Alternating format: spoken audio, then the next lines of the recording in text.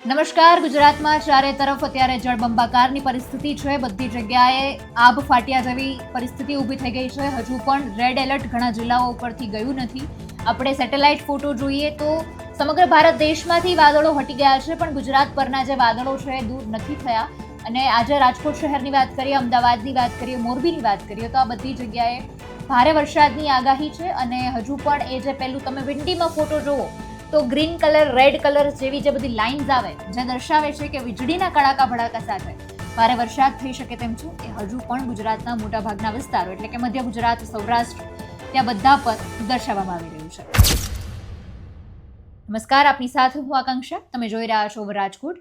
ગુજરાતમાં વરસાદની તોફાની પધરામણી અત્યારે ચાલુ છે. 6 વાગ્યાથી બપોરે 2 વાગ્યા સુધીમાં 242 તાલુકામાં વરસાદ નોંધાયો છે. સૌથી વધુ પાટણના રાધનપુરમાં 9 ઇંચ વરસાદ ખાબક્યો છે. વાવ-થરાદના ભાભર અને દિયોદર તાલુકામાં 7 ઇંચ વરસાદ છે. આ ઉપરાંત 14 તાલુકામાં 3 થી 6 ઇંચ તો 86 તાલુકામાં 1 થી 2 ઇંચ આસપાસ વરસાદ નોંધાયો છે. દક્ષિણ ગુજરાતની વાત કરીએ, ભારે વરસાદને પગલે સુરતમાં ખાડીપુરની સ્થિતિ ઊભી થઈ છે. નવસારીમાં પૂરની કટોકટી સામે પહોંચી વળવા માટે એનડીઆરએફ, એસડીઆરએફની ટીમ અત્યારે તૈનાત કરવામાં આવી છે. મિલિટરી બટાલિયન ઉપરાંત ભારતીય વાયુસેનાના હેલિકોપ્ટર મારફતે ભાટગામ નજીક ઝીંગા ફાર્મ પર ફસાયેલા 30થી વધુ લોકોનું સફળતાપૂર્વક રેસ્ક્યુ કરવામાં આવ્યું છે. એરલિફ્ટ તેમને આપવામાં આવી હતી. પૂરના કારણે 1000થી વધુ કારોને નુકસાન થયું છે.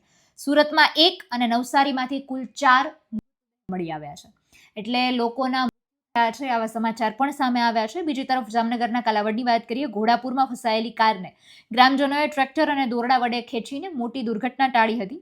રાજકોટના ગોંડલ જેતપુર નેશનલ હાઈવેથી સ્વામિનારાયણ ગુરુકુળ થઈને વીરપુર જતા રસ્તે ઘોડાપુર કાર તણાતા 2 લોકોની શોધખોળ જોકે હાથ અત્યારે ધરાઈ છે. અમદાવાદમાં અનરાધાર વરસાદથી દુકાનો અને ઘરોમાં પાણી ભરાઈ ગયા છે. રાજકોટ શહેરમાં આજે પણ ભારે વરસાદની આગાહી છે. અને એ સિવાય સુરત, નવસારી, દક્ષિણ ગુજરાત, સૌરાષ્ટ્ર બધી જ જગ્યાએ ભારે વરસાદની આગાહી છે. અમદાવાદમાં ગઈકાલની પરિસ્થિતિ પણ ખરાબ હતી. આજે પણ વરસાદ શરૂ છે.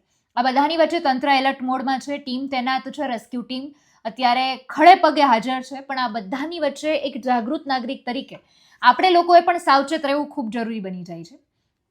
તમને ખ્યાલ છે કે તમે નીચાણવાળા વિસ્તારમાં છો તો વહેલામાં વહેલી તકે વિસ્તાર છોડી દેવો એ તમારા માટે હિતવાહ છે. કારણ કે અત્યારે બહુ બધી જગ્યાએ દરવાજાઓ પણ ખોલવામાં આવી રહ્યા છે. ડેમની સપાટી પણ સતત વધી રહી છે.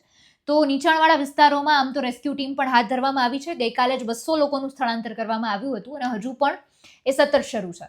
પણ તંત્ર દ્વારા જે સૂચનો આપવામાં આવે છે તેનું પાલન કરો.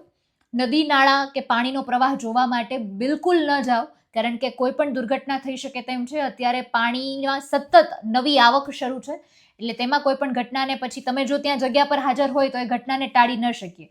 તો એ બધી બાબતનું ખાસ ધ્યાન રાખો અને તંત્ર દ્વારા જે સૂચનાઓ આપવામાં આવે છે એ સૂચનાનું પાલન કરો. તમે કયા વિસ્તારમાં રહો છો, કયા જિલ્લામાં રહો છો, ત્યાં કેટલો વરસાદ છે એ જરૂરથી અમને કમેન્ટ્સમાં જણાવજો. ફરી મળીશું હવામાન વિભાગની અપડેટ અને વરસાદના સમાચાર સાથે. જોતા રહો અવર રાજકોટ. નમસ્કાર.